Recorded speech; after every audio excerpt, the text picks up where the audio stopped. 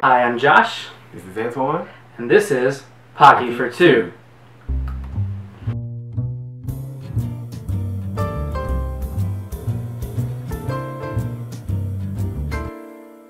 Today we are talking about the second Lord of the Rings movie.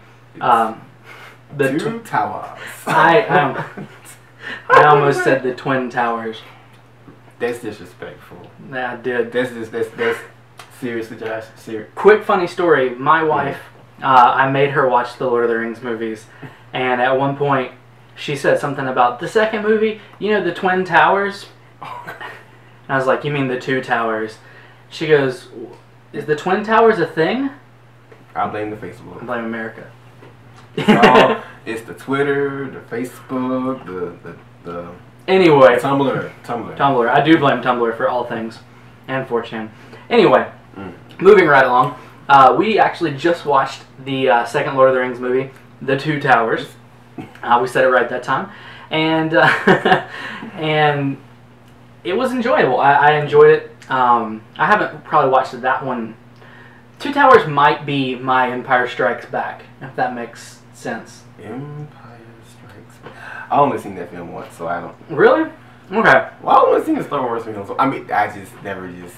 Not saying they're not good films. I enjoy it the times I did. See them. Anyway, so it's probably the one I've seen the least of the trilogy. Okay. And so it was good to watch it again. And I really think we're going to talk about some different parts of it. First, we're going to talk about what we thought was probably the funniest part. And when I say that, I mean these are very serious movies. But there are things that seem out of place. In any movie, you're always going to find that one scene where you're like, did that just happen? And so for me, that scene is most definitely when the Uruk-hai are running with Merry and Pippin, and Gimli, Aragorn, and Legolas are chasing them. And Aragorn asks Legolas, he gets up on a rock, and he says, Legolas, what do your elvish eyes see, your elven eyes see? And he kind of looks all serious. You know how Orlando Bloom is.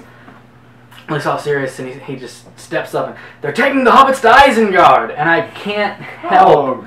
I cannot help but see that one YouTube video. You know the YouTube video? Yes, and thank you for talking about. Yes, and since you showed it to me, when he said it, I was like, wow. I was half expecting for it to break out in the song. They're taking the hobbits to Isengard. They're taking the hobbits to Isengard. They're taking the hobbits to Isengard. They're taking the hobbits to Isengard. They're taking the hobbits to Isengard. They're taking the hobbits to Isengard. They're taking the hobbits to Isengard. God. They're taking the hobbits to Isengard. That scene, it shouldn't be funny, and in fact, in the context of the movie, not funny at all.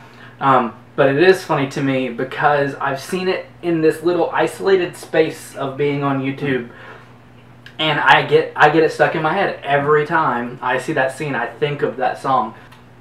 That right there, because he says it, and then also the part where Gimli and Legolas keep count. I'm like, really, they just really gotta one up each other. Yeah, Gimli and Legolas. Oh, sorry, spoilers if you haven't seen the movie. Which, if you haven't. But yeah, they've been keeping count of dead bodies, and so all through one of the fights, actually the fight at Helm's Deep, they're keeping count and yelling at each other back and forth.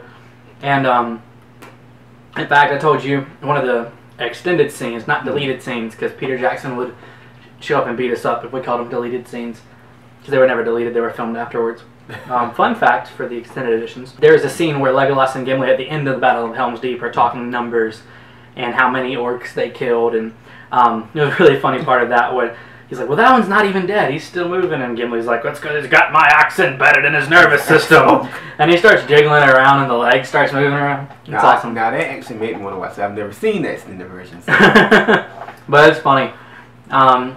Cool. So we had the same funny part then. I think also for me to add one would be, in the first movie there's a scene where Legolas like tries to toss Gimli, and no one tosses a dwarf. And but the scene with him and Aragorn, the Battle of Helm's Deep, when he's like, well, it's a really long way, Gimli, and he's like, well, you can toss me, but don't tell the elf. I love it. I love their back and forth. Now, on a side note, we at Pocky for Two do not in any way condone dwarf tossing. Take a stand. Stop dwarf tossing today.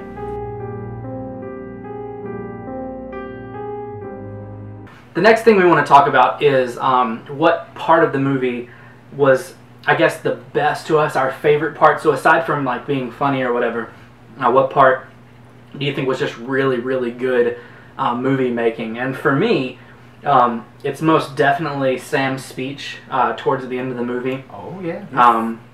Antoine and I differ on Sam, and that will probably come to light in the third episode. Oh, boy. But Sam and Frodo have a conversation, and Frodo's really ready to give up. He's just ready to throw in the towel. Can you blame the poor lad? I cannot blame him. Sam is talking about, well, we have things that we're standing for, that we can hold on to. Versus, well, what do we have that we can hold on to? And then Sam goes into this long speech about how there's still good in the world and it's worth fighting for. And my favorite thing about that scene really isn't Sam's speech. I mean, his speech is awesome and I love it.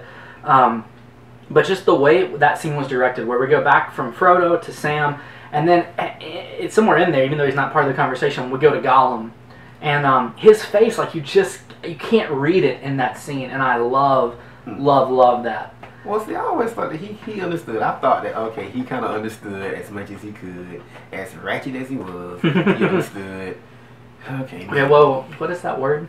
Ratchet? Look it up on YouTube. You know what? Look up this video, Ratchet Girl Anthem, and that will explain anything you want to know about the I've seen that, but I don't know what it means. Anyway, some New Orleans thing they do. I just think it was a really good piece of cinematography, the way they leave you hanging at that point as to where Gollum really stands. And what would yours be? My favorite part is the fact that the one thing that Sauron was looking for the whole series was right there at his doorstep. Exactly. It's like, hey, I want my ring. It's like, dude, it's at the front door. Literally at the front door. Like, where's my ring? Where is that cursed ring? Arrgh, damn those hobbits. Where's my ring? Arrgh, I wish it was right here. If only it was just right here at my front door. If only I can just reach out and take it. Arrgh. I totally agree. I think that they are right there in front of the door, and Sauron, I mean, literally, Sauron is sending an army out to find them, to find these people carrying the ring. Sauron is right, his eye is right there. But he's looking past, he's looking over, and he doesn't notice. That's the point I made too when we were watching, is that he's not looking right there. And in fact, I think we kind of see promise to that in the third. Not on this job. But I would agree that, here it is right here. And the one thing I'm mad about, that I will talk about, is since we didn't get the scene in the first movie explaining all the gifts that they're given by Galadriel, when Frodo covers them up with his cloak and hides them, if you're just a regular moviegoer, then you don't know why that happened. You don't know why they were disguised as a rock. And that's my one beef with this movie and the whole trilogy, is that if you don't know about Lord of the Rings, there's a lot of things you aren't going to know.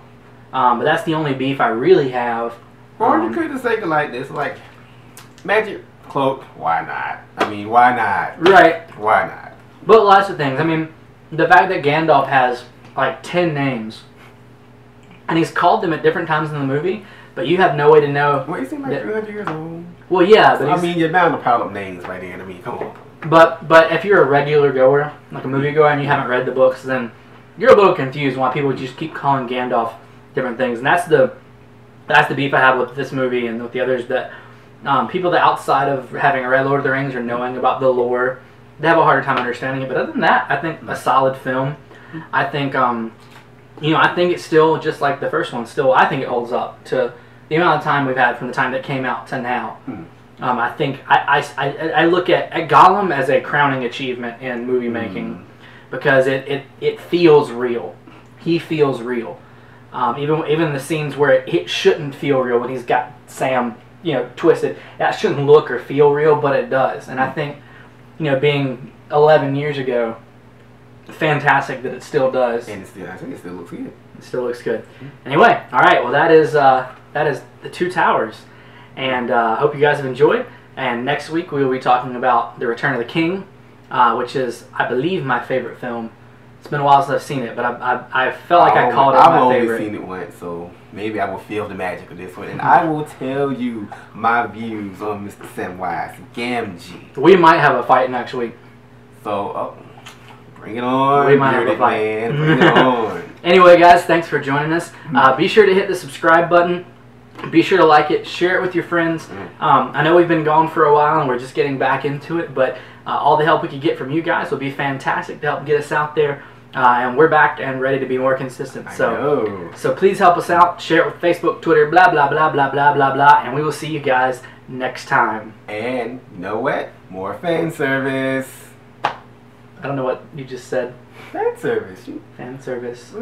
I don't know what fan. What are we going to do? They always say it on Evangelion. We're going to go feed them food and stuff? Whatever fan service is, we will give you. You know what? We're going to give.